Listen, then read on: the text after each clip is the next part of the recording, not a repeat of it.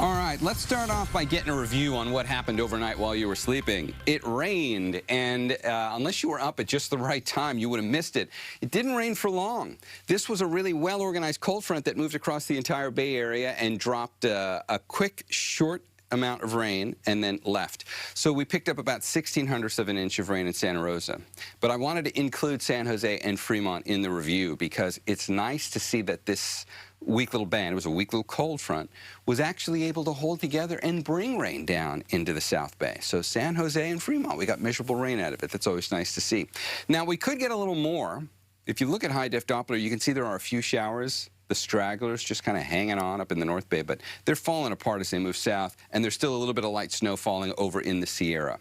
But that won't amount to much either from what we've already gotten. We only got a few inches from it overnight. And here we are already seeing light fill the sky here. Sunrise is coming up just a little bit before 7 o'clock this morning. You can see the leftover clouds. So what we have now from this is it's going to feel a bit cool today.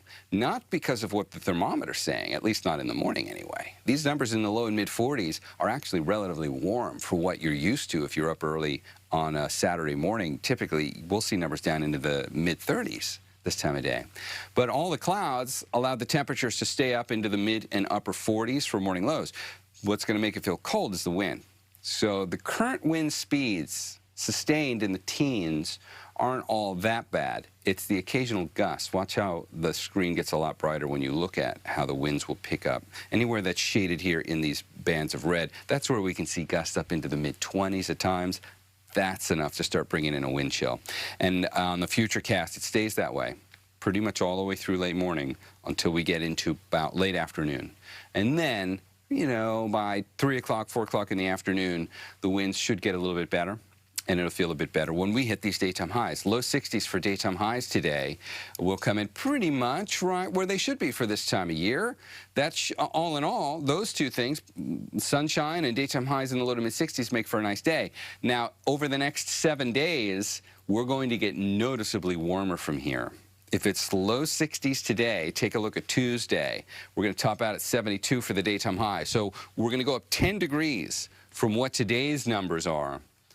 We don't stay there long, but we do warm all the way up to 72 degrees for the daytime high by early next week, and it'll be a very sunny and rain-free week. And now the concern becomes that it's not just these next 7 days. As we look out on the long-range forecasts, there's not really much hope for a whole lot of rain coming back our way once we get through with this 7-day forecast. We'll take another look at this coming up in the next half hour.